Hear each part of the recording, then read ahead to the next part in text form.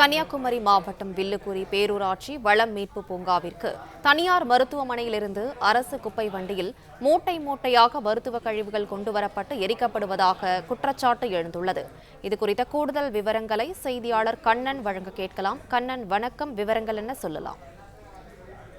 வணக்கம். அதாவது கன்னியாகுமரி மாவட்டம் மாம்பழத்துறையாறு நீர்த்தேக்கம் அருகே சுமார் 500 ஏக்கர் விவசாய நிலங்களுக்கு நடுவே அமைந்துள்ளது வில்லுக்குரி பேரூராட்சியின் வளம் மீட்பு பூங்கா. இந்த பூங்காவில் வில்லுக்குரி பேரூராட்சி பகுதிகளிலிருந்து சேகரிக்கப்படும் குப்பைகள் கொண்டு வரப்பட்டு மற்றும் குப்பை மட்டா குப்பை என தரம் பிரிக்கப்பட்டு மறு சுழற்சிக்காக அனுப்பி வைக்கப்படுகிறது.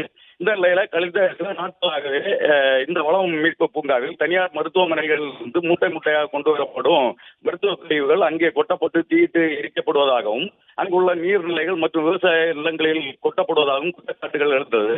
நேற்று மூட்டை மூட்டையாக மருத்துவ கழிவுகள் கொண்டு வரப்பட்ட நிலையில தொடர்ந்து விவசாய நிலங்கள் நீர்நிலைகள் மாசுபடுவதோடு சுகாதார சீர்கேடு ஏற்பட்டுள்ளதாக குற்றம் சாட்டும் விவசாயிகள் உடனடியாக அந்த மருத்துவ கழிவுகளை அப்புறப்படுத்த மாவட்ட நிர்வாகம் நடவடிக்கை எடுக்க வேண்டும் என்ற கோரிக்கையும் முன்வைத்துள்ளனர். விவரங்களுக்கு நன்றி, கண்ணன்.